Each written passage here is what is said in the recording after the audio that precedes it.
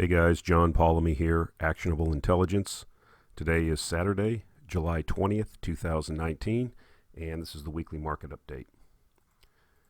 So, in this week's reality check, I wanted to expound upon a topic that I talked about in a video I made, short video I made earlier this week around the fact that, the best way to invest in gold mining and the fact that mining as a business sucks and it has a lot of risks. And I think the news this week with the particular company that I follow basically puts the exclamation point on the points I was making in that video. What you see in front of you is a chart of Turquoise Hill Resources, which is a company that owns a large stake in a very large copper gold mine in southern Mongolia. The mine is actually run by Rio Tinto, and Turquoise Hill has a piece of it, and the government of Mongolia has a big piece of it. And the mine is currently producing from an open pit, and the mine plan showed that they were going to progress underground where the higher resource material was available. This mining was supposed to commence, the shaft building and preparations were ongoing, but the mining was supposed to commence next year. Then we got a report out this week that they were running into trouble with the mine plan, and there's technical problems, and also the fact that the Mongolian government now is wanting to possibly redo the deal with Rio Tinto because all of the benefits for Mongolia are back-ended on the back end of the mine production. So this, if you didn't watch the video, you should watch it, but this is kind of one of the things I want to caution you guys on. We're getting ready, I think, to have a reemergence of a resource bull market. Especially people are seeing what's happening in gold and silver. Prices are starting to strengthen. I'm not going to get into that right now, but we're also seeing, a lot of us are invested in the uranium sector, which is a mining sector. And like I said before, mining sucks as a business. It's very difficult, and it has a lot of problems. It has a lot of risk.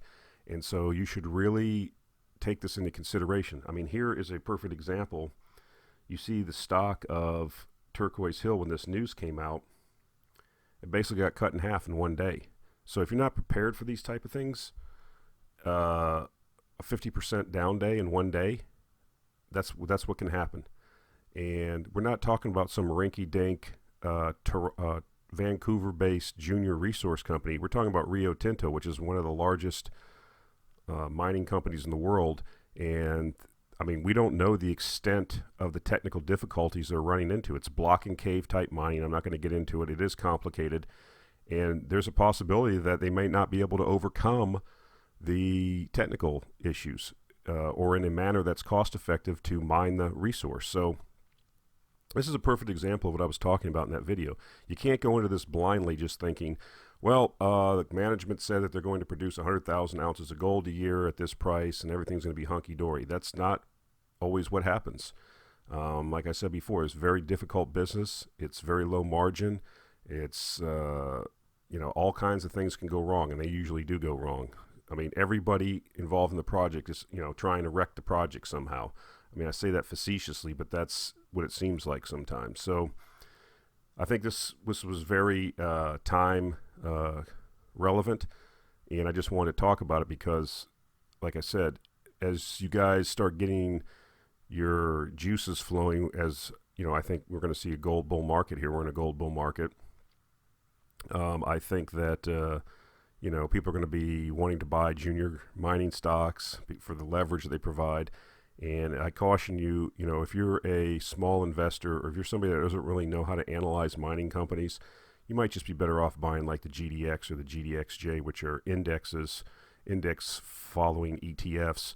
You won't get the same, 10,000% return that you think you're going to get from some junior miner that you happen to pick, but you will be able to participate and spread your risk around. And I think that this is illustrative. This wasn't some rinky-dink junior mining company. This is a legit mine that was producing a lot of copper and gold from an open pit by a major mining company, and they ran into an iceberg last week. And this is what can happen to the share price. So that's my advice, and that's this week's reality check. Mining is difficult. So wanted to move into the Schlumberger second quarter earnings report commentary. Suggests that if you're interested in oil and gas industry, you go take a look at the transcript or listen to the call. Why? Well, Schlumberger is probably the world's largest oil field services company, so they have their finger on the pulse of what's going on vis-a-vis oil and gas exploration, development, and production. They're involved in all facets from drilling to completion to production, helping oil companies get the max, providing services for those activities to oil companies, both small and large, all over the world.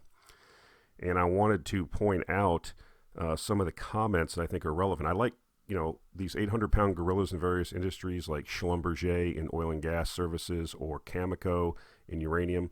Pays to pay attention to what they're saying because they really kind of know what's going on. Doesn't mean they get it 100% right, but if anybody knows what's going on, it's the people that are in doing this every day as their, daily work. So having said that, I think some of these comments are very, very good, and I think they're going to play into some of the things that I say after this. It says on the supply side, they're talking about oil supply. We continue to see U.S. shale as the only near to medium-term source of global production growth. So they say that they see U.S. shale as the only near to medium-term source of global production growth. Now remember that because we're going to talk about that later. However, the consolidation among North American E&P companies is further strengthening the shift away from growth focus towards financial discipline. And we've talked about that briefly, and that's even coming more to the fore now. A lot of the companies were just willy-nilly. People were throwing money at the shale story because it was a good story, right? North American energy independence, drill, baby, drill. You remember all these things. But the problem is now we're 5, 6, 7 years into this thing, and cash flows are not covering costs, and forget about profitability. And the initial promises, and it's like every other industry, like, the internet or some of these other things, that take off, the initial promise is great. A lot of capital flows at it, and then maybe the returns aren't what people thought they were. And then people back off. It's the same thing you're seeing in marijuana stocks right now. Initial euphoria, everybody throws money at it, even people that should know better. The returns aren't there, what people expect, and then the funding dries up. That's what we're starting to see.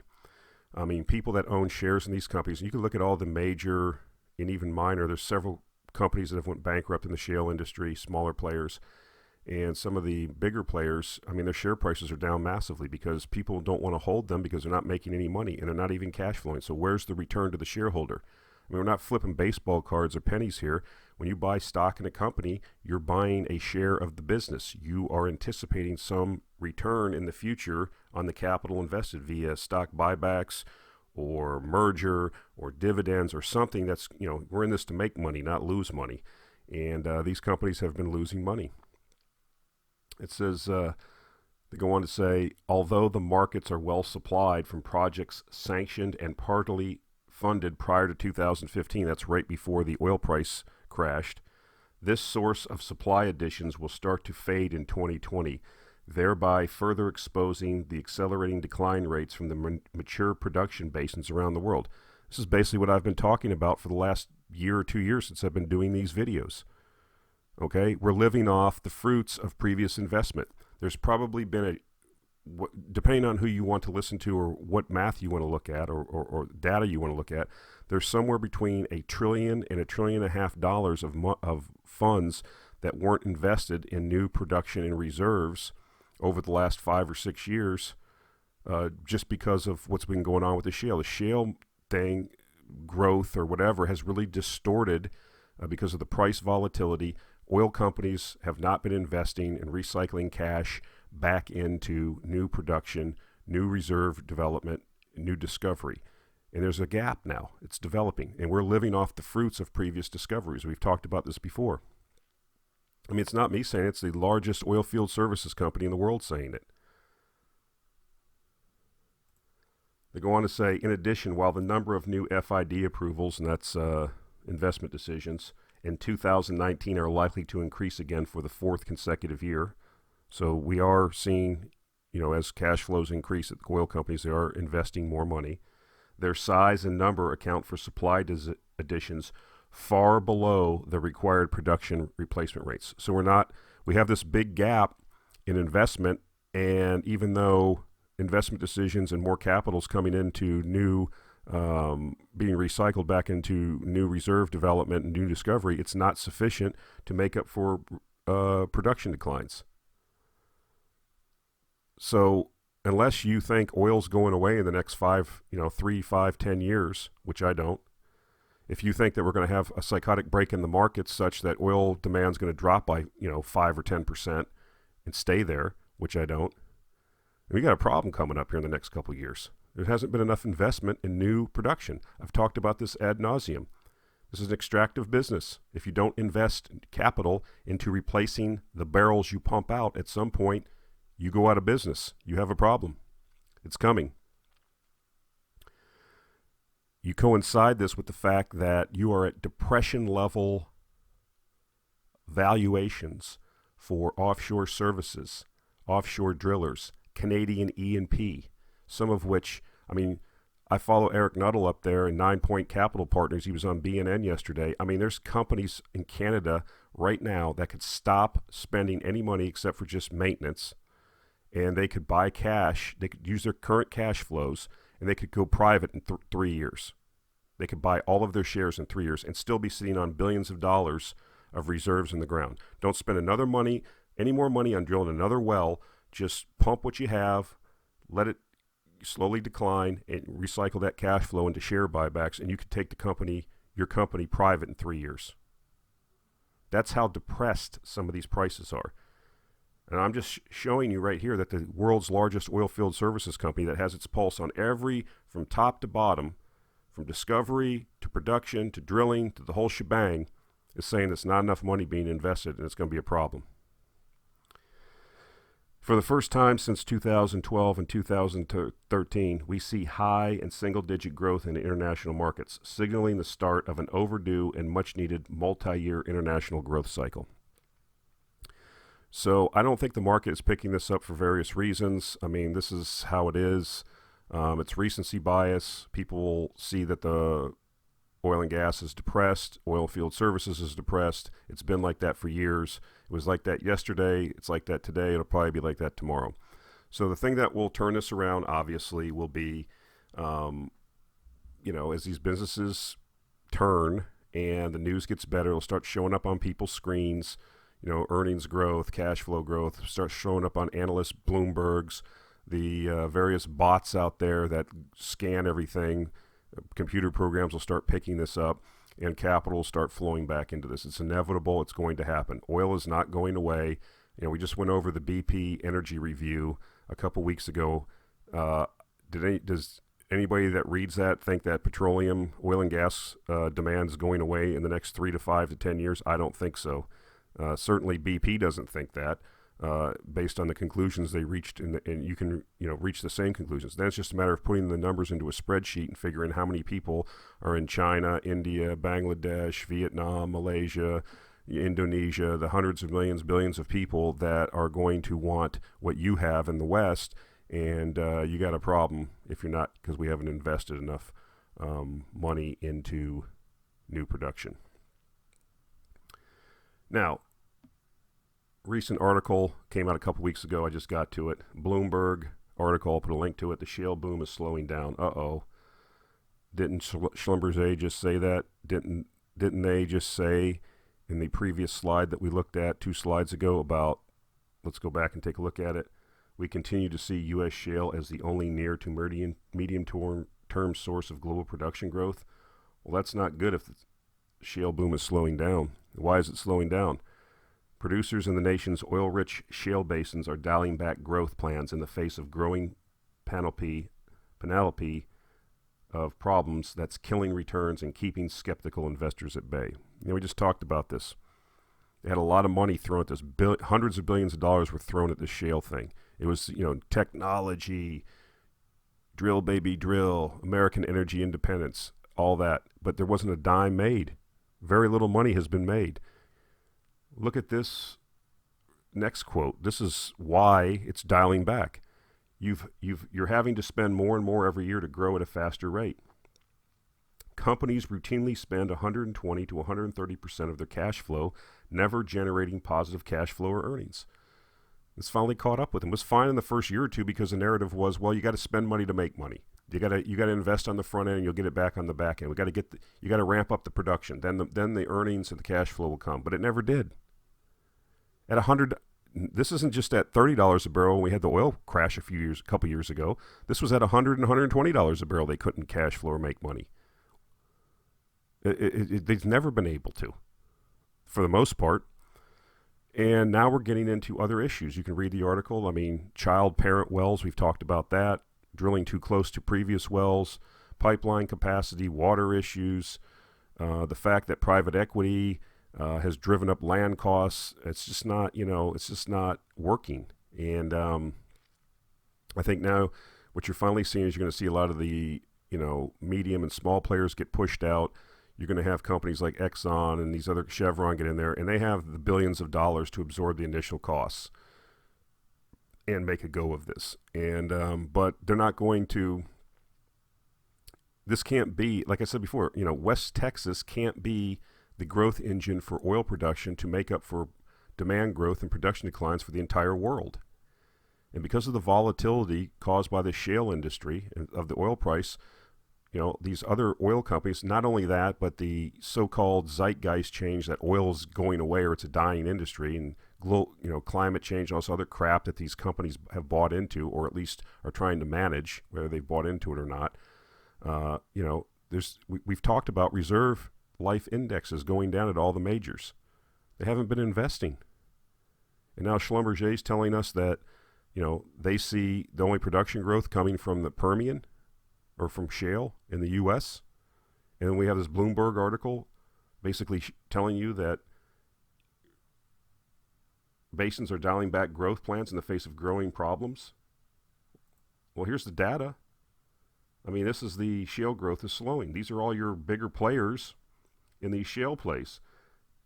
The black is 2017 to 2018 production growth, and the pink is 2018. Every single one of them's down. Every single one of them. So it's not like one or two off and trying to extrapolate that. All of these major companies, these are all the big players. Look at Pioneer. Pioneer was one of the biggest big mouths out there that was going to do this. They're dialing back. Okay? I mean, EOG, okay? One of the probably the best operator out in the shale things that actually has made money, and they're even dialing back. They've cash flowed and made money. They're dialing back. So this isn't just like a one-off. Bottom line is that you can't just take capital and destroy capital forever and not have people say that's enough. That's what's happened. They've basically destroyed capital. When you're spending 120 to 130% of cash flow, that means the money you're taking in from your production, you're having to go out and borrow or sell shares or do whatever to get additional capital to cover the deficiency you have in cash flow. And remember, these wells decline at 50 to 70% the first year. It's a Red Queen's race. It's a math problem. It's math again. It's fourth grade math. If the production keeps increasing, you have to run faster and faster just to maintain production. You have to put more money in just to drill wells to hold the production if its initial decline rate's 50%. And if you want to grow, then you have to put additional capital in. So you need more and more capital. It starts becoming a hockey stick problem. It becomes an exponent. It's like bacteria growth. Double, double, double. You can only double so many times, and then you're starting to get into law of large numbers. And that's what we've run into. And the problem is that the oil and gas industry has pulled back on investing. As I've said before, it's like the third time I've said this in this video, has pulled back from investing in all the other basins around the world because shale has just sucked all the capital and oxygen out of the room and created so much price volatility that people can't make long-term plans. I showed the chart before a few weeks ago about reserve life indexes at these large majors. They are going down. If you don't invest in additional new capacity and production, if you're in an extractive industry, eventually you go out of business. So I think this is an opportunity. I've been saying it. I know, maybe I've been early, But we've seen offshore is turning around. We're seeing utilization rates increase. As utilization rates start to crack 80 to 85%, which they're getting near that number, you're going to start seeing day rates go up. When day rates go up, cash flow is going to go up, profits. So I think, it's taking longer, but this is, like I said, the worst depression in the oil and gas industry, services business we've ever seen. So you can expect that it's probably going to take longer to come out of it, but we will come out of it. The oil and gas is not going anywhere. Now, I want to talk real quick about Goring and Rosenzweig. They run a natural resource fund, if you will. They do a lot of research that they make public. I really am a big fan of their research across all of oil and gas, mining, and agriculture. And I was waiting for this, and they've come forward. Basically, they had a blog this week as part one. They'll have a part two coming up, but basically a blog on sunspots and the potential effects on agriculture. Now, I want to say something when I start here. I'm not going to get into a climate change debate with people. I'm really not going to do it. Climate does change. It's not you. It's not CO2. It's the sun, in my view. I'm not going to argue with you. What I ask you to do is keep an open mind, because as contrarians, that's what we have to do. Okay? We have to take it under consideration based on previous history of the world, and not like ancient history. I'm talking, 300, 400, 500 years ago. We had similar situations with sunspots, and it correlated with decreasing agricultural output. And I'll put a link to a book it's called The Little Ice Age: How Weather, Changed History. Documents a lot of this from these times where we had, higher temperatures, lower temperatures, and how it affected politically, economically, and socially, Western Europe. There was a lot of wars and changes in governments based on, not enough food caused by changes in weather. And what drove those changes? It certainly wasn't CO2 back then in 1300 or 1600. So if it's not CO2, it's not you, it's probably something else. And this failure to take into account the changes in the sun is mind-boggling to me. That has the most effect on weather than anything else, any other input into this system that we have in the solar system. So having said that, they're being very, very cautious when they say something in the blog about sunspots, but I think it needs to be looked at. I ask you to keep an open mind and follow this. It's not something that we're going to know the answer to in a week or two or a year or two. But they make this statement, and I like it. We are contrarian investors and pride ourselves in trying to identify trends that few others have considered. It says the 24th sunspot cycle, which began in 2008, and these sunspot cycles go in 11-year cycles, by the way, peaked in 2014 and has most likely ended as we write today. Sunspot activity has declined significantly over the previous two cycles. That's true. I've shown that in a blog on my website. It's actually the last three cycles. Although open to debate, many sunspot observers believe that sunspot cycle 23 will have ended up being the last sunspot cycle of the modern maximum cycle. There is mounting evidence indicating we are entering a potential period of very low sunspot activity caused by a confluence of overlapping Gleisberg and Suisse-de cycles. I mean, there's not just the 11-year cycle, there's 200-year cycles, 400-year cycles. These are documented and have been researched. And what it might be showing is that when you have these low sunspot activities, you have less basically activity on the sun, which has a direct correlation with, or not a direct, but it appears some correlation with more cloud cover on Earth and more potential lower temperatures, which affect agriculture. So it's something to watch. It's something to keep an eye on. It's my thesis. I had this thesis. I've been researching this for the last 3 years. Don Cox turned me onto this. He was a analyst at BMO Capital. He used to have weekly calls, and he was discussing this 10 years ago. And everybody's focused on CO2. Everybody's focused on climate change and hot. I know it's 110 degrees in New Hampshire today, but that doesn't mean that the cycles, we can't predict these cycles based on individual daily weather changes. So I think it's something to keep an open mind about, something to look at. And I think, the corn crop this year is a disaster. And this is exactly some of the things you would expect to see. Now, this might be a one-year anomaly in weather, okay? But we have had 7 to 8 years of excellent growing conditions, and this year the growing conditions suck in the U.S. and in other places around the world. And, the USDA is way behind on cataloging this and the effects, and we're going to have to see what happens. And if this is a 1 year off, I hope it is, because we have a lot of people on this earth, and the carryover stocks are barely enough each year as it is, even with good growing conditions, to ensure that we can feed everybody. So I certainly hope that we continue to have good growing conditions. But if we don't, and if this is the beginning of a period where we're going to have more cold, wet temperatures and lower and worse growing conditions, this could be a problem.